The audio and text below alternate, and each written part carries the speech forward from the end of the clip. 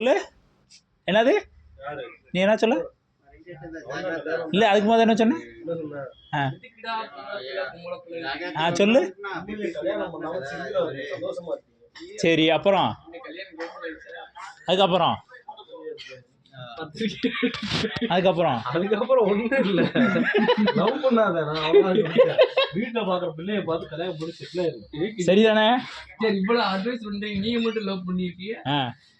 தெரியாதனமா வாழ்க்கையில பெரிய பொண்ணு தப்பு. அது ஒண்ணு மட்டும் காதல் பண்ணுது. இது முதல் தப்பா? ரெண்டாவது தப்பு. என்ன ஒன்ன மாதிரி பல பிள்ளைய லவ் பண்ண வச்சியா? அதுல என்ன என்ன என்ன கொத்து விடுறா? அப்புறம் என்ன பல பிள்ளை இல்லையாக்கும்? எங்க சொல்லுங்க இன்னொரு வாட்டி. உண்மைதான்ப்பா. எங்க ஊருக்கு பக்கத்துல இருந்து யாரு? மறக்கல நீ யாருன்னு? அது எங்க ஊருக்கு பக்கத்து ஒரு பிள்ளை. அவளை பாத்துருக்கியா? தப்பா போச்சு.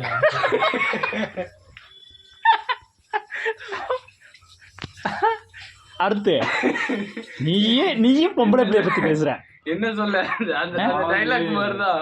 வாழ்க்கையில எல்லாம் கடந்தவங்க சொல்றதை கேளுங்க, அனுபவிச்சு கேளுங்க. நாங்களும் அனுபவிச்சுக்கிறோம்.